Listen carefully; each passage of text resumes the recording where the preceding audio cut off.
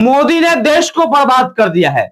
धर्मेंद्र प्रधान ने शिक्षा को बर्बाद कर दिया है। शिक्षा मंत्री को इस्तीफा देना चाहिए, नैतिक जिम्मेवारी लेनी चाहिए। नीट पेपर लीक के बाद कॉकरोच जनता पार्टी यानी तिलचट्टों ने हंगामा शुरू कर दिया। 2012 में भी एम्स के प्रश्न पत्र लीक हो गए। बॉस किसी को 2008 में भी पीएमटी का प्रश्न पत्र लीक हो गया। नहीं मतलब है किसी को, कोई हंगामा नहीं, किसी तरह का कोई बात नहीं। उस समय शिक्षा मंत्री जो थे उन्होंने अपनी पद की गरिमा नहीं समझी, उनकी इस्तीफा की मांग नहीं की गई। जानते हैं कौन वहां पे पहुंचे हैं? वहां पे छात्रों के नेता बनकर पहुंचे हैं राहुल गांधी। वहां पे शिक्षक छात्रों के नेता बन के पहुंची है कौन? प्रियंका वाड्रा। देश को बर्बाद कर दिया है। धर्मेंद्र प्रधान ने शिक्षा को बर्बाद कर दिया। देश में यह मामला आज सुर्खियों में है। छात्रों पर डंडे चलाए जा रहे हैं। दिल्ली के सड़कों पर छात्रों के खून से लथपथ शरीर दिख रहे हैं। किसी के सर से खून बह रहा है तो किसी के हाथ फट गए हैं, किसी के पैर फट गए हैं। और लोग कहते हैं कि मीडिया केवल दिखावा कर रही है, सच्चाई को नहीं दिखा रही है। बहरहाल मेरा नाम आनंद वर्मा है और आप देख रहे हैं मेरे साथ बीबीएन मीडिया। आज हम चर्चा करने जा रहे हैं मुद्दे की। नीट पेपर लीक के बाद कॉकरोच जनता पार्टी यानी तिलचट्टों ने हंगामा शुरू कर दिया है। छात्र हित में जो काम हो रहे हैं वो बिल्कुल गलत है। धर्मेंद्र प्रधान के शिक्षा नीति खराब है, जिसके कारण पेपर लीक हो रहे हैं। जी हाँ, ये लोग शिक्षा मंत्री धर्मेंद्र प्रधान के इस्तीफे की मांग कर रहे हैं। होना भी शिक्षा मंत्री को इस्तीफा देना चाहिए, नैतिक जिम्मेवारी लेनी चाहिए। और कुछ लोग यह भी कह रहे हैं प्रधानमंत्री मोदी को भी इस्तीफा दे देना चाहिए। राहुल गांधी को क्या कर लेंगे? राहुल गांधी आकर, राहुल गांधी यानी यूपीए की जब सरकार थी, क्या उस समय पेपर लीक नहीं होते थे? उस समय आप लोगों के कहा थे ये जेनजी जो आजकल कूद रहे हैं, आखिर इनका लीड कौन कर रहा है? जानते हैं कौन वहां पे पहुंचे हैं? वहां पे छात्रों के नेता बनकर पहुंचे हैं राहुल गांधी। वहां पे शिक्षक छात्रों के नेता बन के पहुंची है कौन? प्रियंका वाड्रा। वहां पे छात्रों के नेता बन के कौन पहुंच रहे हैं? वे लोग पहुंच रहे हैं जिन्हें अपनी राजनीतिक रोटियां सेकनी है। कोई ऐसे नेता वहां नहीं पहुंच रहे हैं जिन्हें राजनीति से मतलब नहीं है।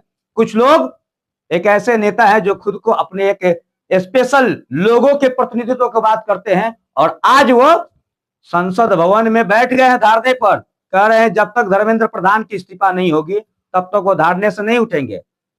इससे लाभ किसको होगा? उनको या छात्रों को? छात्रों को कहीं लाभ नहीं होने जा रहा है।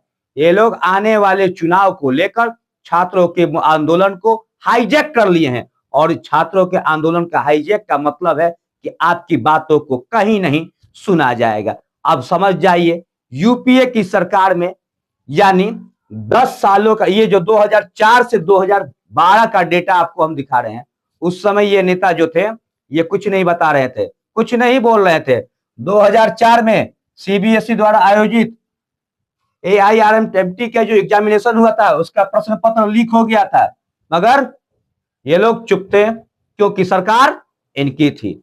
इसके बाद 2006 सीबीएसई के अकाउंटेंसी के परीक्षा पत्र लीक हो गया। बॉस कुछ नहीं मतलब है, क्योंकि उस समय छात्र तो थे नहीं। उस समय जो लोग थे वो गरीब परिवार से थे, उनको क्या मतलब था? परीक्षा पत्र लीक हो गया, बच्चे फिर परीक्षा देने पहुंच जाते हैं। इसके बाद 2007 में AIEEE की एग्जामिनेशन पेपर लीक हो गई।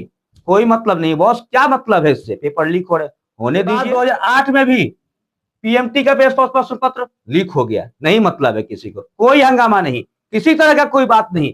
उस समय शिक्षा मंत्री जो थे उन्होंने अपनी पद की गरिमा नहीं समझी, उनकी इस्तीफा की मांग नहीं की गई। अपने पार्टी प्रमुख जो है उन्होंने नहीं कहा कि आप इस्तीफा दे दो भाई, क्योंकि आपके कारण ये प्रश्न पत्र लीक हो रहे हैं। उस समय कोई बात नहीं की गई। 2011 में भी उत्तर प्रदेश में AIEEE की एग्जामिनेशन रद्द हो गई। कोई मतलब नहीं है, कोई मतलब नहीं, रद्द हो गई। 2012 में भी एम्स के प्रश्न पत्र लीक हो गए। बॉस किसी को कोई मतलब। अब जब भाजपा के सरकार में जब प्रश्न पत्र लीक हो रहे हैं तो लोग कहते हैं सीधे शिक्षा मंत्री इस्तीफा दे दो, सीधे शिक्षा प्रधानमंत्री मोदी इस्तीफा दे दो, क्योंकि देश तुमसे नहीं चलने वाला है। अब आपके जो शासनकाल था उसमें जो इतने लीक हुए थे, आपने अपनी जिम्मेवारी क्यों नहीं समझी? छात्रों के मुद्दे को अब भटकाया जा रहा है।